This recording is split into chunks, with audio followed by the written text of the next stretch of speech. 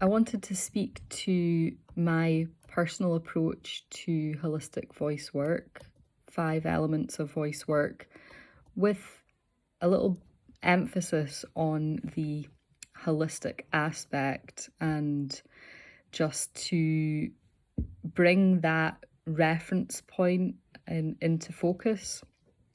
So, considering that multidisciplinary, multi-dimensional approach to exploring voice, understanding voice, and working with voice. And in the way that I am sharing and presenting this work directly in one-to-one sessions and in group work sessions, there is that emphasis and reminder there that there isn't one true ultimate way in terms of vocal development and finding a particular mode of expression or style that works for you. There are hundreds of different approaches to working with the voice, to training the voice, different styles, different idioms, different channels and mediums for expression. So there's always that emphasis there of trying to scale out and appreciate the bigger picture, appreciate all of the different influences that weave into our experiences with voice, how we actually contextualize and think about it, and also how we learn and engage and come to get to know our own voices over time. And in that respect, the space holding then becomes focused on resourcing the individual with the skills to be able to navigate personal exploration safely. So, as I've said, there is a endless number of ways to learn a song or to play around with your voice, and the idea is that these fall onto a spectrum. What is safe and what is unsafe?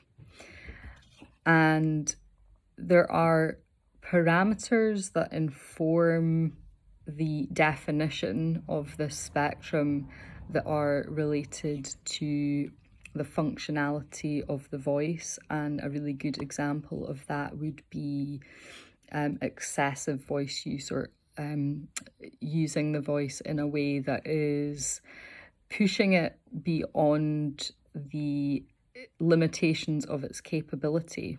But of course, that being said, that looks a little different for everyone. So in the same vein, this linear spectrum that I'm describing, with this kind of sliding scale, if you like, or balance between what is safe practice for me, what is unsafe, there are themes and principles, there are ideas and really good information about voice from all different disciplines, performative, speech and language perspectives, all the way from creative and artistic right through to scientific and spiritual. So bearing in mind that these different disciplines all use different language to explain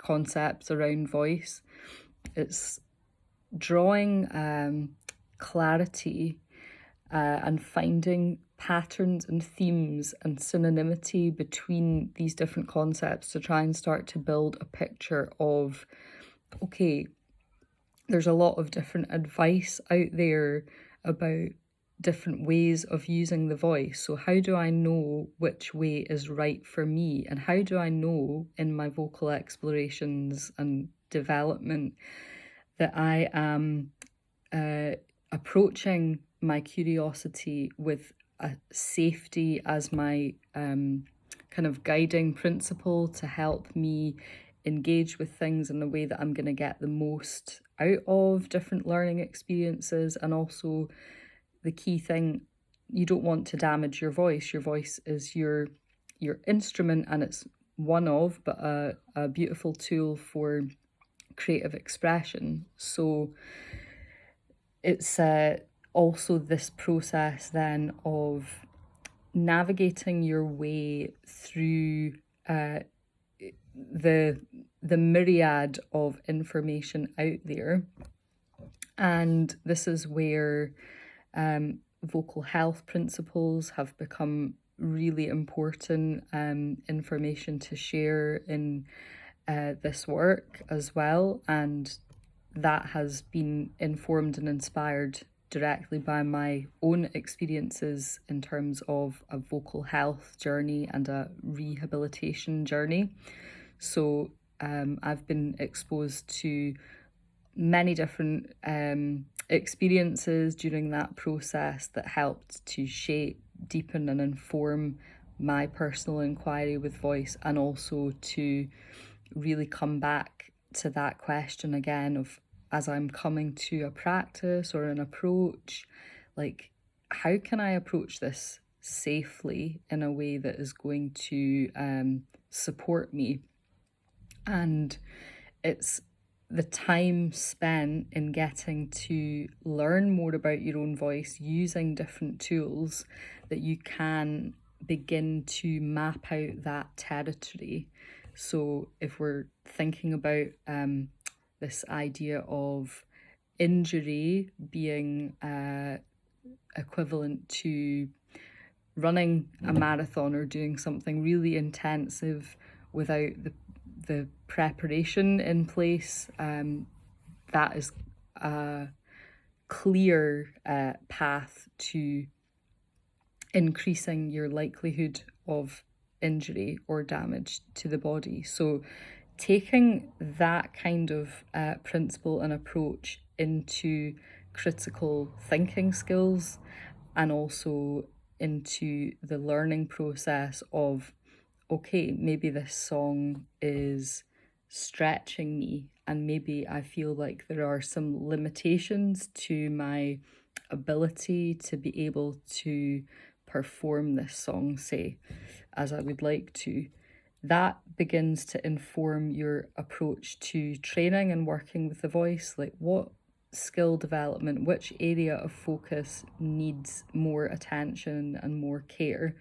And then in that training process, how can I also use that safety element to guide and inform me, so that I've got really good feedback and indicators along the way to help me identify, like, okay, that's enough for today, or to be able to gently work with the voice to build new patterns and habits with capability and flexibility. But all of this, for me, keeps coming back to that space of cultivating a deeper quality of awareness and really clarifying that listening, that internal listening space, because you're in dialogue with yourself all the time when you're approaching new exercises or ones that you've done 100 times before. So having this heightened sensitivity that has been cultivated over time, where you've got this feedback system going on, you're able to dialogue with that, communicate with that, and listen. You know, what is my capacity today? Like, what are my energy levels like before I even get into a practice? Because those are the kind of questions that are also going to help guide you in terms of understanding how to temper the intensity of your approaches. And I find, and have found in the past, the less connected I am to that awareness, the more likely I am to push forward or disregard little nudges that say, okay, that's actually enough for now. We need to come back to this process after some vocal rest, or after some more warm-ups that are focusing on developing the voice in this particular way. So I just wanted to share those thoughts with you. Lots of concepts and ideas there that could be unpacked in their own right. But yes, the spectrum of what is safe, what is unsafe, and how can we start to think about what that means for us personally, and how we identify practices that feel aligned with our current curiosity and creative explorations.